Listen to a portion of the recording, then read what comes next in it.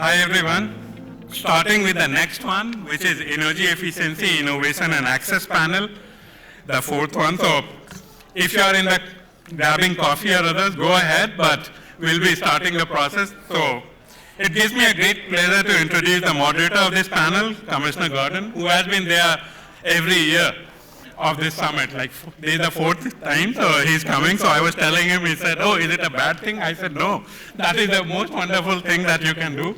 So acknowledging that, so Commissioner Gordon was nominated to serve as a Commissioner of the Board of Public Utilities by Governor Murphy on April 5, 2018, and was confirmed by New Jersey Senate.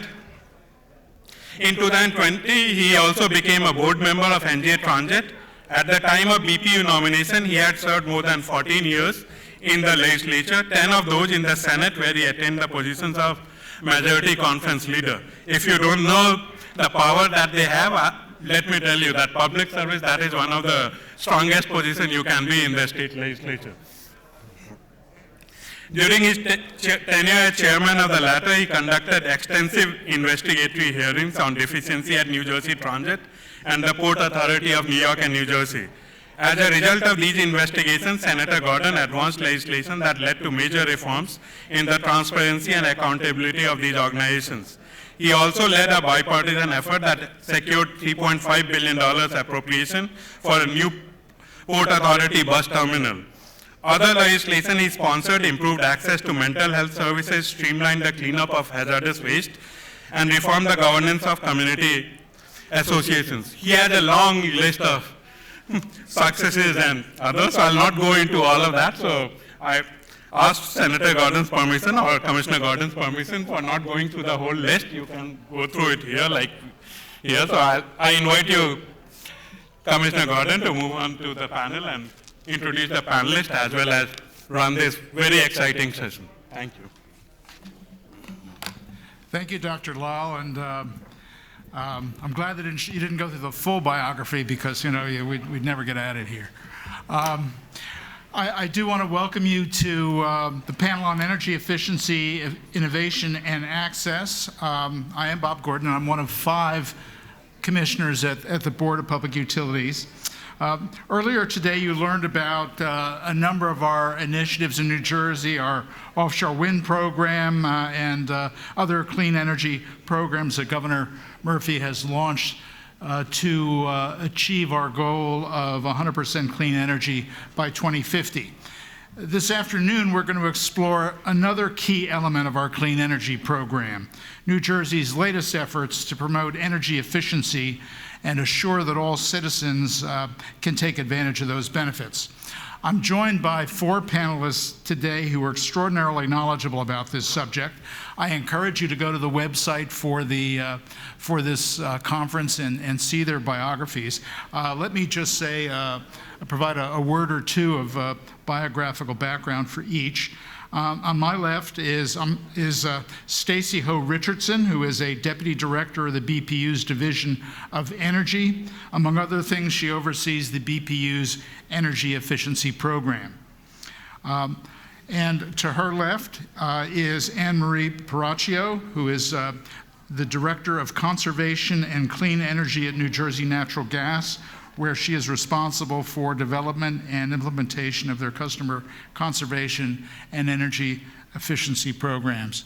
To her left is Karen Reif, who is Vice President of Renewable and Energy Solutions at Public Service Enterprise Group, where she oversees PSE&G's clean energy programs. And to her left is Dr. Anthony Bavacqua, who is a research scientist with New Jersey's Department of Environmental Protection, where he works with the Climate Change, Clean Energy, and Sustainability Group. I want to thank you all again for joining us today. Let me begin with just a little background about energy efficiency. I think we all understand that the most cost-effective way of achieving our clean energy goals is to minimize our need for energy in the first place by making our homes and businesses as energy efficient as possible. The New Jersey legislature recognized the importance of this concept in the Clean Energy Act of 2018. That legislation, which mandated initiatives in offshore wind, energy storage, solar energy, and a number of other important elements of our program, also directed the BPU to work with our utilities in achieving annual reductions in energy consumption. The utilities receive financial incentives for achieving their energy efficiency targets and penalties if they fall short. In response to the legislative mandate, the BPU greatly revamped its energy efficiency programs. And I'm going to ask Stacy to begin by providing us with an overview of the programs now in place and sort of lay the foundation for our conversation.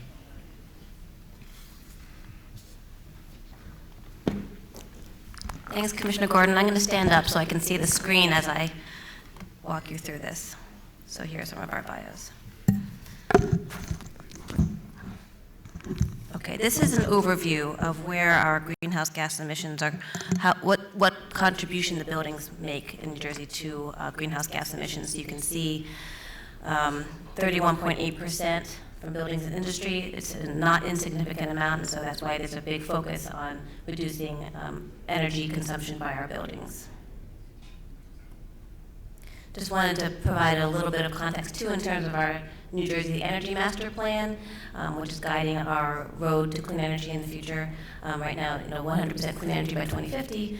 So strategy 3 is to maximize energy efficiency and conservation and reduce peak demand. Some of the related strategies are listed here, 3.1, 3.2,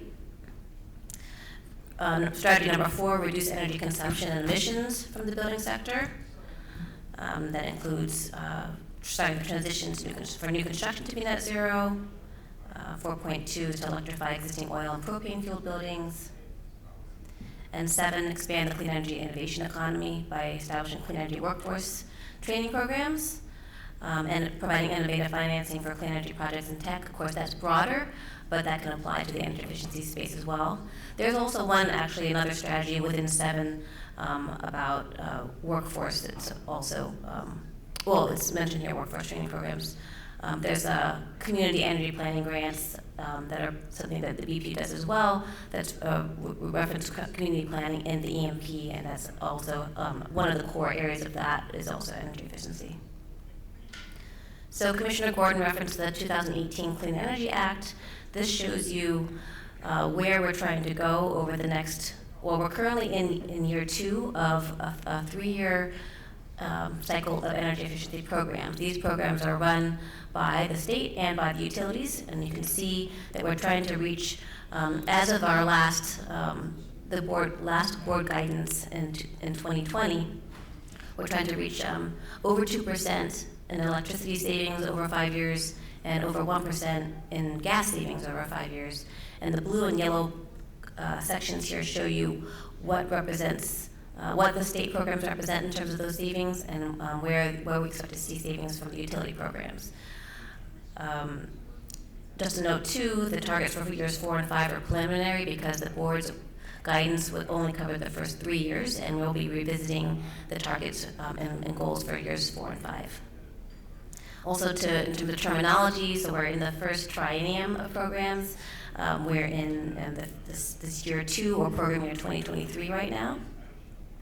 And we're starting to do some planning for and having discussions around what the next triennium of programs will look like. This is an overview of what the state offers and what the utilities offer. So at the top you have the state programs. A lot of it occurs through New Jersey's Clean Energy Program. So by and large we are providing incentives for new construction, as well as some specialized programs for large energy users, state facilities. We provide no-cost local government energy audits, and also incentives for combined heat and power and fuel cells. And there's also ESIP, Energy Savings Improvement Program, which is a financing program for local governments and schools and nonprofits to finance the cost of the energy efficiency improvements through the savings that will be gained through those improvements. And then the utilities administer, by and large, existing buildings programs. So those include all sectors listed here: residential, commercial, industrial, government, products, as listed here, and our panelists will be going into a little bit more detail on some of those programs. And then continue to be co-administered is the Comfort Partners program. This is our low-income energy efficiency program that is offered to low-income residents at no cost to weatherize their homes, both renters and homeowners. Also to note in terms of stakeholder process, the board established 4 working groups related to energy efficiency in the June 10th, 2020 order. These are focused on workforce development, equity, marketing, and evaluation, measurement, and verification. And there's some specific committees within a couple of these as noted here. And that's hopefully will provide you some context for what we're going to be talking about for the rest of the panel. Thank you. Thank you, Stacy, for that overview. What I'm hoping we can do this afternoon is just really have sort of a conversation prompted by some questions that I'm going to suggest. But I think I'd like to start with Karen at this point. Perhaps you could talk a bit about PSE&G programs and how they can help us move towards our efficiency goals. Sure. I think there was a miscommunication. I actually have a slide up there also, which would help, but if you'd like to go up there and... No, I'm fine here. That's fine. Okay. I'm happy to go up there too, but I think most of you have heard of PSE&G. We supply about half the state's electricity, half the state's gas. We have about 70% of our territory is contiguous and about 30% overlaps with some of the other utilities, which has been a very interesting process that we've all gone through to figure out how to make sure that everybody benefits in those cross territories. But we feel really strongly that the best energy is the energy you don't use. But it's not about like putting on 5 coats in your house so that you can just suffer through. It's about doing it in a economical and smart manner. And our job is to make it easier for you. And we're one of the few businesses that encourage you to use less of our products. And we're able to do that through our collaboration with the BPU. So we offer in the energy efficiency space, Stacy referenced the Comfort Partners program, which all the utilities participate in together. In addition to that, we offer 5 residential and 5 commercial and industrial programs, everything from targeting overburdened communities to targeting the largest suppliers. And we have different programs tailored to be able to provide help across that spectrum.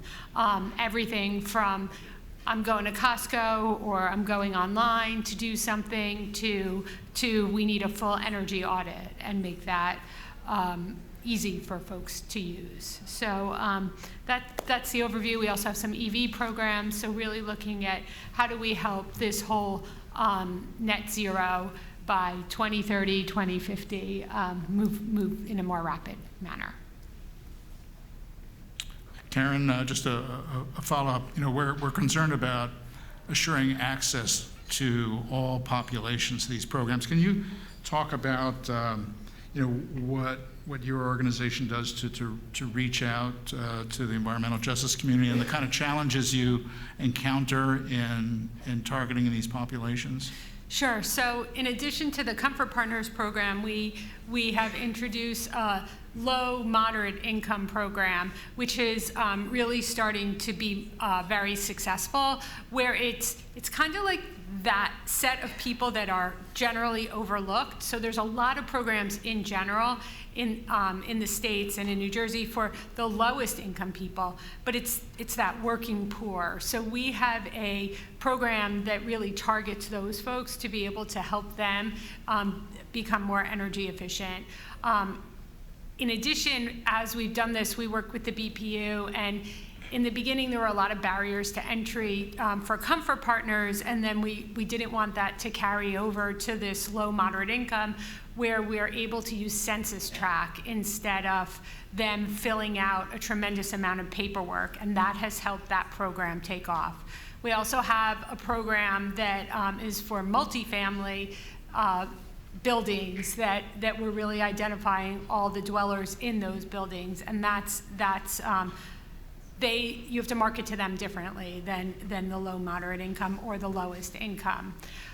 In addition to that, we identified when we started putting these programs together that there's not enough workers to deliver the energy efficiency. So you need to create a pipeline of people who are able to work in this energy efficiency area. And there's a lot of reports all the way up through the federal government that show that this is one of the largest growing sectors. And as a result, when we kicked off our programs, we also kicked off a clean energy jobs program where we're targeting overburdened community folks who are unemployed or underemployed. And we're proud to say we've pledged that we'll help up to 2,000 people find jobs. And the last report I saw is we're almost at 1,100 folks. So we've helped almost 1,100 people find employment. And that to me is the most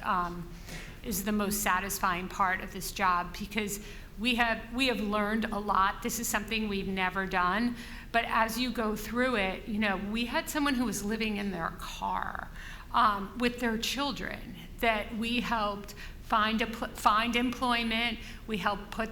We have a partnership with the Department of Labor, and we helped find them a place to live, find them childcare, get them back and forth to work, and we do that for a period of time to get them over the point where they start getting a paycheck.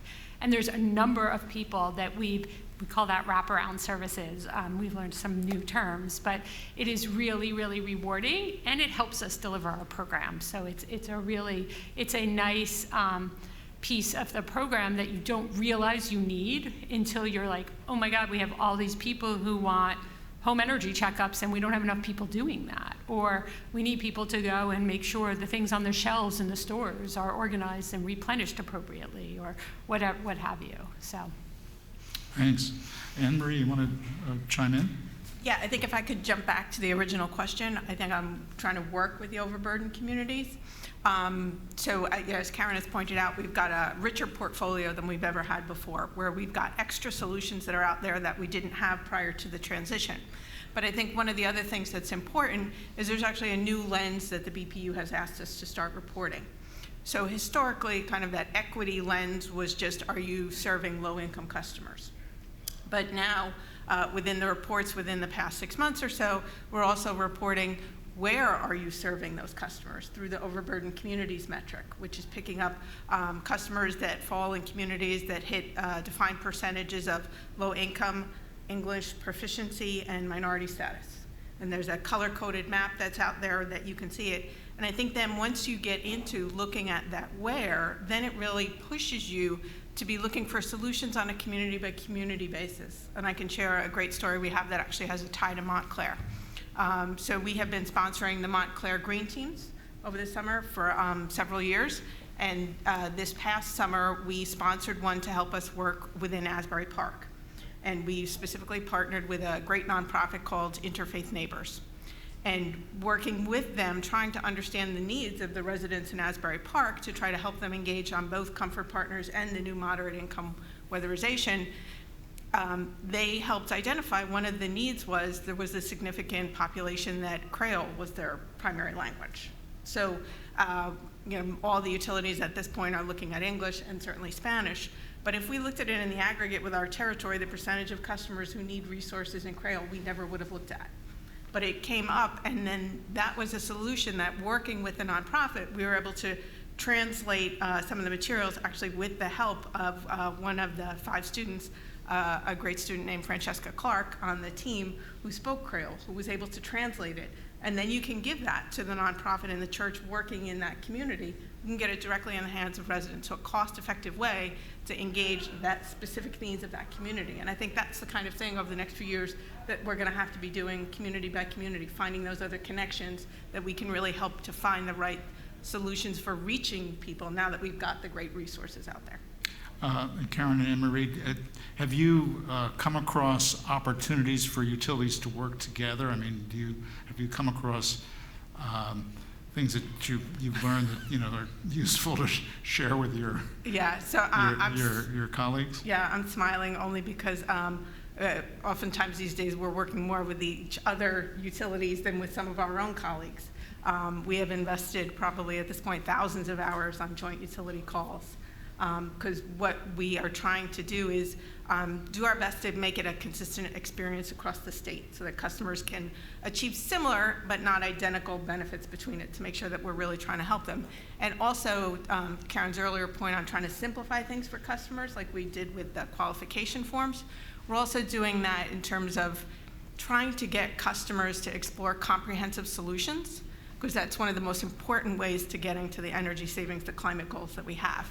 And we didn't want to set up a program where if they want to go through Home Performance with Energy Star, which is the premier residential program, that they had to show up at the electric company's doorstep to do their electric measures and the gas companies to do their gas. So what it is they can work with either one of us. We'll completely serve the needs for both fuels. And then behind the scenes, we've developed a system where we'll be transferring the energy savings and the cost between it. There may be some slight differences. PSE&G and ourselves both use for the financing components, which is really important in terms of making these programs more accessible. We use an on-bill repayment at 0%, which is very attractive to customers. And some of the other utilities use third-party financing, but it's at the same rates that it would get. But that financing is really a game changer, but it's the level of detail that we've had to try to find the right system to work together, and it's really unprecedented across the country. So Comfort Partners has been a great example for 2 decades out there, helped more than 126,000 customers, but it's much different when you're just working together on one program, when you're trying to coordinate portfolio-wide. Okay. Karen, something to add? Yeah, no, I think Anne-Marie made some really great points. The only thing that I would add is, to me, that's one of the benefits of this industry, is that you work with, we're not direct competitors, we're collaborators. And we work together to do what's best for the state, for the customer, for the climate. And it has really been, it is thousands of hours that folks spend on the time together through multiple groups. I know that Stacy gave an overview of the groups, but there's like 5 subgroups to every group, and the devil is truly in the lowest level of detail. But it is so rewarding to see. I know our programs have picked up tremendously, and I think everybody else's are as well. I just saw some data on that, and it's so nice to see and to get some of the testimonials from the customers about us being able to work together and deliver this. Okay, great. I don't want Anthony to think that we're just avoiding him. Anthony, you were working with a lot of data. I mean, you're developing data and analyzing it. Can you tell us how you think all this data analysis can help us make better decisions and better refine our energy efficiency programs as we go forward? Absolutely, thank you. Yeah, it's really, I mean, I've been lucky enough to work on a wide variety now of clean energy and some EE projects over my career so far, and I gotta say I'm really excited about where energy efficiency is going. I think there's a great deal of momentum going on right now, and also that the timing between policies at various levels are really coming together. And as those policies and programs have developed, along with the availability of many different types of data, whether it be big data that can be mined, or where I get most interested in a lot of the times is spatial data or location-based data. And it's a beautiful thing when that place-based data can really pair up with a well-defined and thought-out policy, like that feeds into a lot of those programs that Stacy mentioned in the beginning. So I can really see that data piece coming into play to help design these policies, evaluate them, and really work in that collaborative way that we talked about here, some of the other panelists mentioned before. So I can see it really coming into play in the near future. Something I'm really excited about as a research scientist. Okay. Thank you. New Jersey signed an agreement to become part of the Regional Greenhouse Gas Initiative, which generates a pot of money that the signatories can use for various clean energy initiatives. Anthony, can you talk about how the RGGI money might be able to support our energy efficiency programs? Absolutely. So, again, another thing I'm excited about. I don't think I get excited too easily, but energy efficiency and RGGI are two of those things. So, as we see that investment, I think like where the real future pieces are going to come to play, where we can really take advantage of that, are going to be leveraging that, reduction in that more intensive fossil generation, the increased efficiency, and also targeting the LMI or overburden and even environmental justice components. So I think as we advance through this program, and I was lucky enough to be early on when the state re-entered the program when I was with early on at DEP, and now seeing it progress in various rounds of auctions, and even seeing where the reinvestments have happened, it's been really a really rewarding thing to see. So as these programs keep going and strategic funding gets rolled out and more initiatives are selected and that whole program and environment advances, I think that's really going to be the key to see that come into play there as well. So more on the horizon for that piece. Thanks. As we've had some experience with this, do you think there are things that we can do to better target environmental justice communities with our DEP programs? Certainly, I think. That topic area or that whole field has really, I think, evolved much over the last handful of years, and now that we can lean on existing policies and existing data again, and that connection between even how that equity piece is really ingrained in many divisions within our agency, and including our specific division that really focuses on that. But as we do see it also in our sister agencies, and how they can put their own spin on it and take on it, and really moving forward, taking advantage of all of those pieces and bringing them together to approach it from a holistic perspective, and knowing that when we get down to really looking at these things as on the community scale, and understanding that these solutions aren't really a one-size-fits-all, and each individual community really deserves its own considerations. That's really how I see it moving forward, not just as an overarching kind of blanket approach, but really as a targeted approach that's going to rely heavily on frequent and real productive local community engagement and discussion, and then really advancing that. That's another thing I'm looking forward to doing in the future. So a lot of good stuff coming up, and still going on right now also. I shouldn't remiss that as well. So thanks. We've got, I guess, a couple of years into this process. Are there lessons we've learned that should guide us as we make refinements in the programs? I mean, are there, for example, Anne Marie, Karen, are there recommendations you'd like to make to the state government on how we can improve the programs? Well, as the utility group, we've actually already started that process. We actually had a 2-day retreat last month where we were just coming together trying to collect different ideas for what we can do to improve. And I think one of the pieces that's more of a theme than a particular idea is that we probably need more flexibility within the triennial. Certainly one of the things that has caught a lot of the programs is the pressures from supply chain disruptions and just inflationary costs. And a lot of the programs were built with specific caps in mind, the way that they were approved.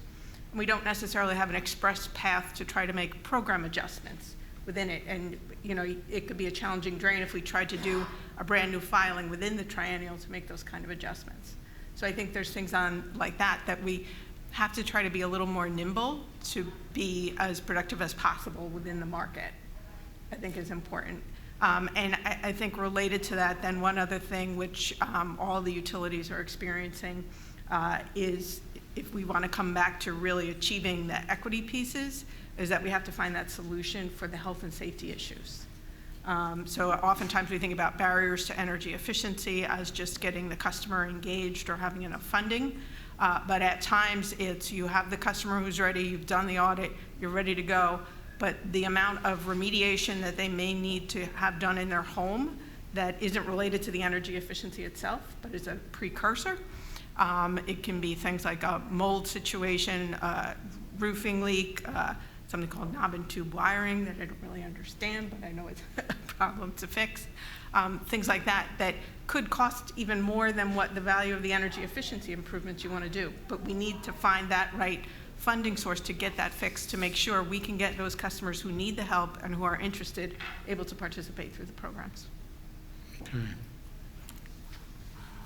If you look at your program, you'll note that we were supposed to have Kevin Lynch and Pallavi Madhakasira here to sort of provide the private sector perspective. So they unfortunately started developing COVID symptoms this morning, and so are not with us today, unfortunately. But I'm just wondering whether the panelists we do have here, given their great level of experience, whether you can make any suggestions about how we can try to promote energy efficiency as an economic development force. When we talk about offshore wind and solar, we wax poetic about the great job potential and the industries we can create. New Jersey is going to be the epicenter of clean energy. Are there opportunities in energy efficiency for a lot of job creation and some economic development benefits? So I already talked about the jobs program, Yeah. and that has been just a great experience. But I think there's a lot more opportunities as we move forward, and I think that a lot of it is checking and adjusting and being agile enough to be able to address those. So for example, all the utilities in New Jersey are implementing AMI meters, which for those of you who don't know the lingo, it's instead of having a meter that once a month someone comes and reads your meter, it's something that they can read on a continual basis. And as a result, you'll be able to send price signals to people to do different things. And that will lead to a whole number of different products, services, reactions, rates, et cetera, that people don't have today. And how do we introduce that, and how do we create the infrastructure around that and the jobs around that? And I think that will be really interesting. And maybe someone won't care if we put there in the middle of the summer, we're summer peaking, which means we use more electricity in the summer, and we use more gas in the winter in general. But if maybe someone won't care if we pay them and we use and they use less on the hottest day of the year because maybe they're not home or something, and we don't have the ability to do that today. And as a result, we can create lower costs for everybody. And how do we do that? And how do we do that effectively and efficiently? And what kind of workers do we need to be able to help people understand that? Because it does get complicated rather quickly. So how do we, and I think that we almost don't know what we don't know, but we have to be really open to being agile and to be able to move forward with what we think is best, and then be able, as Anne-Marie said, to be able to change things much more reactively on an ongoing basis. So we have a lot of, I think we have a lot more flexibility than some others in our order, what we're allowed to do. And sometimes, and I've seen us stop, check, and adjust multiple times on multiple different things. And just your example about Creole is perfect. So how do we get that out and get that to a grassroots level? Yeah, Stacy? I was just going to say, I think the other thing really in terms of identifying the opportunities and being able to support that growth within other businesses in the economy is getting feedback from them. So the utilities have established calls with the home performance with Energy Star contractors, the HVAC contractors. We have a meeting the beginning of next month where we're going to meet with the Energy Efficiency Alliance of New Jersey and their members.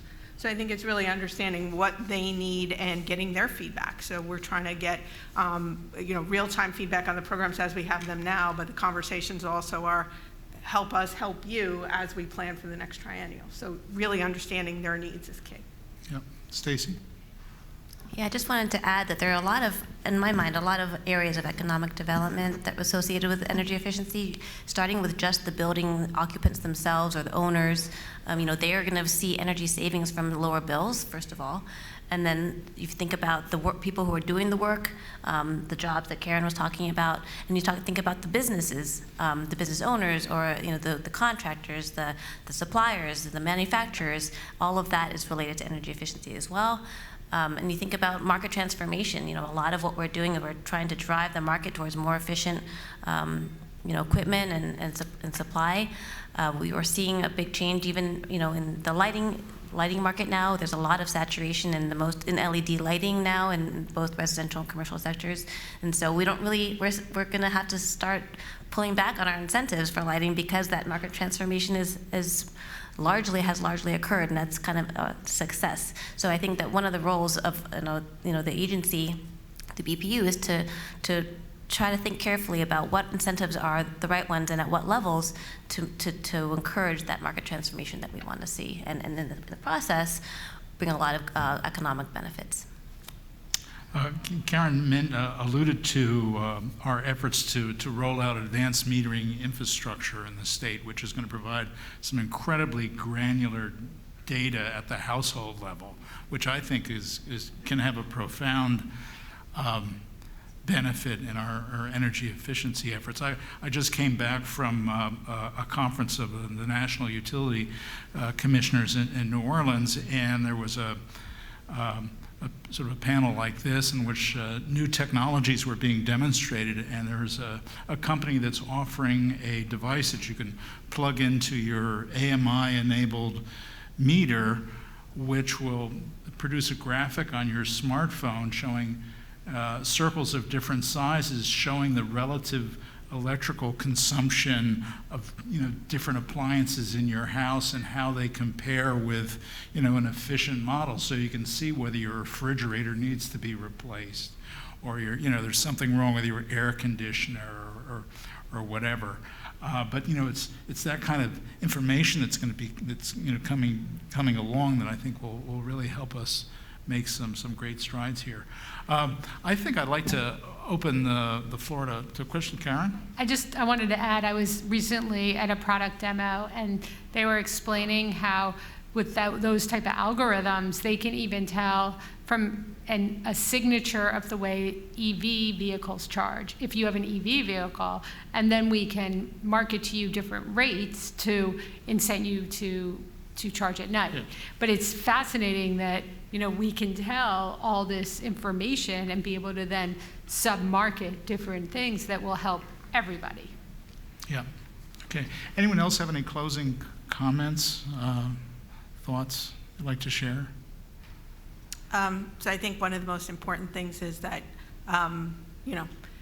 a lot of times you get to the panels and you hear the story of the programs and that thing, but it's really important to just remember this isn't something just for government to solve.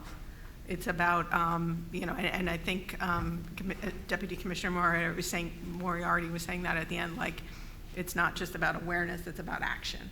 And I think that's where we got to go. So encourage anybody, if you haven't had an audit done on your own home or your business, again, there's more options than ever before. More program paths, more incentives, 0% financing. Don't wait for your water heater to break and call that contractor and just put whatever he's got on the truck is what's going to go in your house. If you plan it early, we can help you do it and get the most efficient thing without writing a check for a couple $1,000s for a piece of HVAC equipment, and you can pay it back on your bill over time with 0 interest.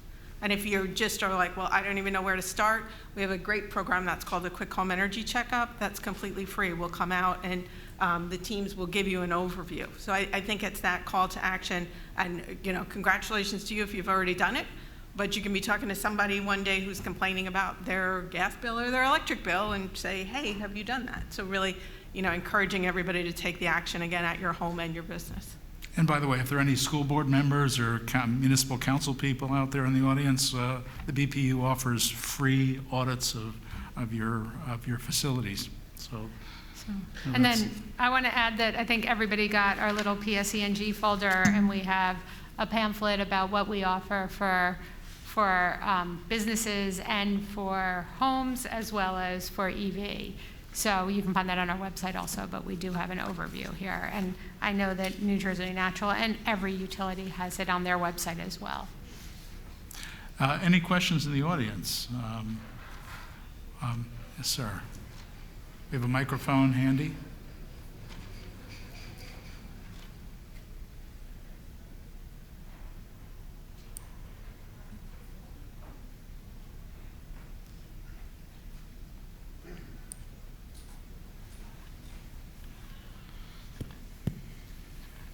Hi, I have a question for Karen. Earlier on, you mentioned that we need to train a pipeline of workforce to prepare for the clean energy. So would like to know from the perspective of a utility company, how do you see universities like Montclair, Rutgers, and NJIT should prepare the curriculum to train the workforce? What do you think we should do to prepare for that? Well, there's so many different pathways into energy efficiency or clean energy. I think there's, I'll just give some examples. So the pathway we've been focusing on for the overburdened communities are more the entry level. So how do you, what are the jobs we need to be able to make this work that people could start at the bottom? It's a wonderful career, but there's other pathways depending on if you're an engineer, what kind of engineer. There's a BPI certification, which is, I'm gonna get the acronym wrong. So I'm looking at my peers. Building Performance Institute, which is the certification to do assessments, all the way up to engineering firms. So like, for example, we're working with Montclair State right now, looking at how we can improve some of the condition and the lighting, the HVAC, the chillers. We just finished with NJIT improving the lighting in their student center, and they have commented that it's so much, that students have commented how much better that is. So it's really everything from, there's marketing, so how do we market to people? There's data analytics, how do we look at all this data we're having now, and how do we target people and make sure that, if all the people like you, and I don't know if you know, but there's all these codes that people like Experience provide people, and the one that I always think is funny is like the DINK Range Rover driver. So there's actually a psychographic code called the DINK Range Rover driver, and so they break society into all these different segments, and you could probably talk about it in a lot more detail than I can. And then we look at, through data analytics, we look at who, if all the DINK Range Rover folks have bought a smart thermostat, but they haven't had a quick home energy checkup, we market quick home energy checkup to them. And I could go on and on about that, but it's really almost we need people who understand government, and we need people who understand how to interface with the different utilities. We need people across the spectrum. It is really something that I don't think is going away. It's the least cost way for us to get green as a society. And there's no reason that we shouldn't almost double down on this, because it is such a great cost benefit.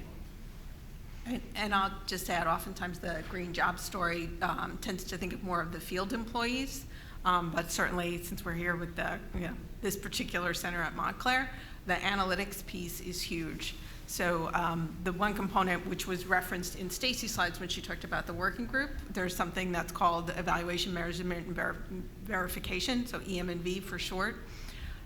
Trying to find people that are in that is crazy, but anyone coming out with an accounting background, economics, any of those, if you pair that with sustainability, because what they really kind of have to do is marry the concepts of the policy and the process with the analytics. And it's really important because the board certainly wants to make sure that these programs are being run well, that the money's being spent properly, that you're getting the benefits that you expected.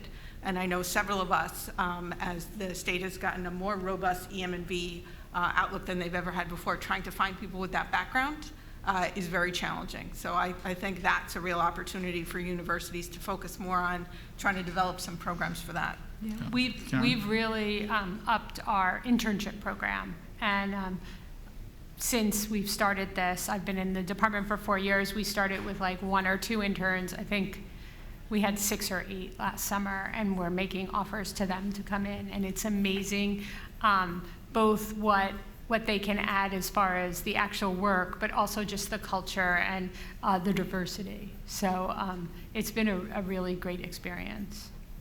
Yes, Don't Stacey? forget about applying to BPU too. We have a lot of trainee positions. Definitely looking for EM&B, all the kinds of work on clean energy. So, and mid-level folks. So, and internships are a great way because then you can get a sense of the agency, the entity, and see if there's a future for you there. Anyone else in the audience with a question? Yes, sir. Yes, thanks again for the great presentation. Going back to kind of like the low-income communities and overburdened areas, I have like a 2-part question. One, has there been any integration with like programs like LEED or PEER from like utility and building energy efficiency perspective? And the second part is, especially within a lot of these communities, there are a lot of like brownfields and dilapidated properties. So has that been looked into from, when these properties get cleaned up and renovated, maybe policies and procedures to implement smart technology before they kind of go back to the old technologies integrated in these kind of programs? Anyone? Yeah, I was going to say that on the utility side, we're primarily the retrofit program, so new construction and things that are considered major retrofit. I don't know if that's the right terminology. Rehab. We got rehab falls on the BPU side. Yeah, so if we have an existing series of programs related to new construction, where we went out for some comments on what would you call it, a unified new construction program though that will combine residential, commercial, multifamily. So if there's an applicant doesn't have to figure out which path to go, it's just a single entry point. And then instead of having a single measure option, we're looking at doing bundled measures as the least, sort of the lowest threshold, so to speak, trying to push the market in terms of seeing how, doing more than just a single measure, basically. And then there's some advanced tiers above that to go even farther in terms of, efficiency. So it's a really great opportunity when you have a new building to integrate all the best possible, efficient techniques and equipment and approaches. Then, rather than trying to, it's more cost effective with a new building for sure. And I'll just add as well too, because I think some of your question was getting at multifamily, and I don't know that that's something that really came out in what Karen and I were sharing. So in the retrofit situation, there is a brand new multifamily program, which was something that was never a separate program before. And what we really want to do is we want to start with them coming to the utility, and then we'll really help figure out what the right solution for that property is. It's way different if it's, a garden-style apartment that's laid out versus a high-rise, and is it central heating or individualized heating? But we're really intent on helping, fix the structure itself, but then also making sure we're getting into the individual tenants as well, too. So that there are programs then that would get to every tenant to give them LED bulbs, smart strips, water-saving measures, all different pieces like that. And we're really trying to have them work in concert, so we'll do the bigger systems things and those together to try to get maximum benefits to those residents. Any other questions from the audience? Did you see someone? Hi, thank you so much for your presentation. I really enjoyed it. I was looking forward to this innovation panel. My question, so Karen, I believe you mentioned that sustainability cannot come only from government. We have to be involved at every level. So innovation, are we thinking that innovation can be predicted? Because when we are talking about sustainable energy, it will involve big investment. Small business owners or startups do not have that much investment level, and they do not have access to those many people. So it will require partnership, and I believe I'm also crossing towards the next panel towards investment as well. But innovation, investment, and new ideas, they will all have to come together. So we need the government, we need the investors, the money, as well as the small business owners or actually startup business ideas, which can come from at any grassroots level. Do you have any program for that?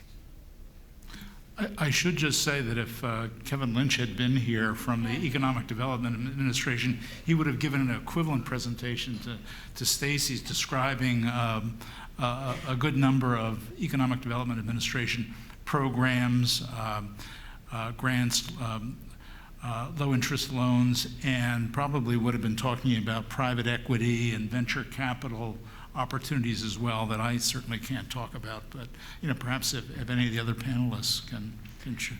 I would just say that we see a lot of new development in the electrification space. So to kind of move away from fossil fuels and to get greener, and we're looking forward. And as we said, we want to make the programs a little bit more dynamic moving forward. Where right now we kind of have like a list of things, and to add some, we call them measures, and to add a new one is not super easy all the time, and we want to create a program that's a little bit more dynamic, that we can introduce these as they go forward, and we can try to pilot them on a smaller scale basis to see how the market reacts and how they work. So that's something. I also think the analytics piece, kind of what we were talking about AMI and sending those signals, there's a lot of innovation that has happened in those areas, but I think there's a lot more to come. And then the last thing is, so today we kind of look at energy efficiency in one silo. We looked at electric vehicles in one silo, and we look at storage in another silo. And sometimes we talk about solar and storage together. But for the most part, they're forced silos. But I see it all converging much more. So for example, you can use, when we talk about demand management, you can use your EV vehicle, which has a battery, or your storage resource as a demand management tool. So I think there's going to be a lot more of this convergence moving forward, and I think it's going to be really fascinating to see what happens. So I can also share, I think there's two sides to it. So EDA is a great side from the business development itself, but us being positioned to put it in our portfolios as soon as we can. One of the ideas that the utilities are already talking about is something that was actually proposed a couple years ago but didn't go through at the time. But we're trying to put it back on the table, and that's the thought of an emerging technologies program. So many of the utilities are active in national organizations where you meet with other utilities that run programs in other spots of the country. And it's really critical. It's not like, oh, we need to do that just because it's nice to support those new businesses. It's critical because we need them. When we're facing escalating goals that are there, and then part of what can happen as well too is some of the energy savings can fall out when there are codes and standard changes. Because you look at what's happening with lighting, with both the federal and then there was some state legislation as well, that is going to put a hole in the portfolio because you're not going to be able to create or count energy savings from that anymore because it's a higher baseline. Well, if you've got an escalating goal and you lost some key pieces of energy savings, what's going to plug that hole? What are those other things that we have that are going to help us get to those escalating goals? So the utilities that we know in other parts of the country who have those, they're in a much better position because they've kind of got a pipeline of other ideas and technologies, and they've tested them, not even just from the energy savings perspective, but also in terms of figuring out how to roll it out to contractors and trade allies so that they're ready. As soon as that technology is ready to go, they can slide it into the portfolio and get customers another solution as soon as possible. Okay. Any other questions? Yeah, I had a question. Yeah. I'm going to ask a question too. So I'm going to bring Europe here a little bit, and then I will. So with whatever is going on in Europe, there's encouragement by policymakers to be energy efficient. Otherwise, they are expecting the winter to be pretty harsh. What I'm trying to emphasize is that I can lecture to residents to become energy efficient, but if they cannot afford it, they are not going to do it. So if we talk in present term, being energy efficient is expensive. So I'm trying to get an idea, how are you going to encourage residents to sort of in the direction that you guys are promoting? So I agree that what's going to happen in Europe this winter is going to be fascinating. But what we're doing is we're trying to encourage them by being there, being a trusted partner, offering incentives to take that energy efficient unit, and then offering 0% on-bill repayment, which maybe like 2 years ago wasn't, or even a year ago, might not have been as attractive as all of a sudden we're seeing a lot more uptake on it. To me, a lot of what we get is, are you sure this is too good to be true? You're really going to do this for us? So, but what's happening is costs are escalating, right? So how do we keep up with that? So we have to change some of our programs dynamically as that goes. But I think a lot of it is just kind of having your neighbor do it, or the person across the street, or your friend, and then them telling someone, that it really works, and it is the right path forward. Also helping small businesses. There's a lot of small businesses that, like, you're running a pizza shop or a nail salon, or just go down Main Street, and everything that's on Main Street, those folks, especially because of COVID, have closed and opened and closed and opened so many times. And they're just really concerned about keeping afloat. And they don't care if they have lights or chillers or what have you, but by being able to bring in an expert whose core competency that is, being able to provide that no-cost financing and just making it seamless for them, I think is a really a great place to be. And I'll just add, so, again, it's a variety of different pieces that we have. So Karen mentioned earlier that moderate income weatherization, and that's work that somebody, who's concerned about the cost probably would never do. So that's things we take up to 400% of the federal poverty level, which a family of 4, I think, is just north of $100,000 that they can earn and get that. And that work will get done for them completely free. But then there's also the thought of, again, somebody whose piece of equipment is going to break. They're going to have to pay for that anyway. And if they don't come through and try to plan for it with the energy efficiency programs and use our 0%, if they don't have the money, what are they going to do? They're going to put it on their credit card or something else like that. So much better to be working with us and engaging with us. And in that HVAC world, there's the standard incentive a regular customer would get. Then for that low to moderate income customer, we'll give them an extra incentive on top of that. And then that repayment period actually extends from 7 years to 10 years. So the combination of the extra cash up front and the longer repayment period makes it more affordable. And then they're paying that repayment back from the on-bill repayment at the same spot they're seeing their energy savings. Could even be cash flow positive depending upon the program that they're coming through. Okay. Any other questions? We are getting close to the end of our panel allocated time. Seeing none, okay, you got a better perspective than I do. Someone in the back? Hi, so I have a quick question. So there's a lot of talk about initiatives to overburden communities, but are there any mechanisms in place to address burdens such as affordability, accessibility, practicality? So basically, how do you systematically address it? So for example, there were talks in previous presentations on electric vehicles in overburdened communities. When you actually consider the actual city, so for example, Newark, New Jersey, where are we actually going to put the electric vehicles when there's already issues surrounding parking spaces where there's not a lot of places to park, and now we're talking about having to keep those cars there overnight when there's already issues surrounding that? I could probably speak to part of this. I think has to do with planning and sort of re-envisioning what a city looks like and how it works. So I mentioned earlier we have a community energy planning grant program at the BPU.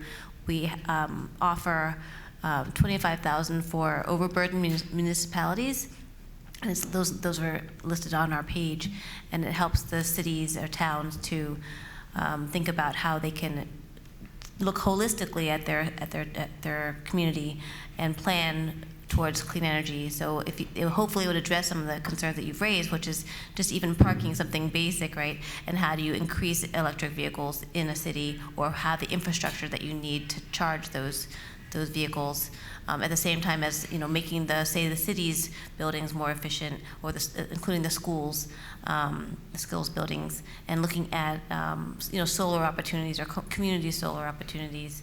And so, the CEPG, as for short, a lot of it is, the focus is on energy efficiency, and then EVs and solar, but it can go even beyond that in terms of planning and thinking about how can government support a city to go to the next level in terms of sustainability and improving the quality of life for our residents. It's kind of a more general response, but that's one way we could support a city like Newark.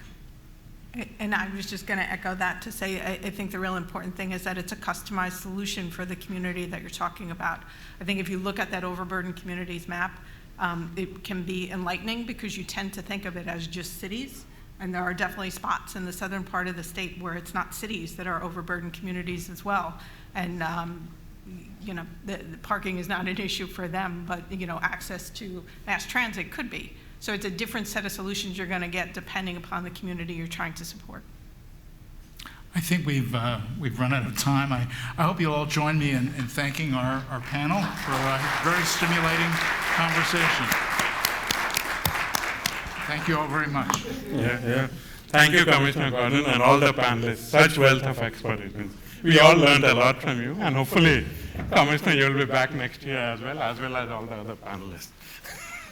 So there'll be a coffee break right now, but I'll encourage you to go through some of the posters and others, and also some of the artwork that students have sent us around. So while you are having coffee or others, please take a walk around. And then we'll have another last panel of the day after the break, which will talk about the investor's view. We have a power-packed agenda here, but that will encourage you to stay back for the same. Thank you.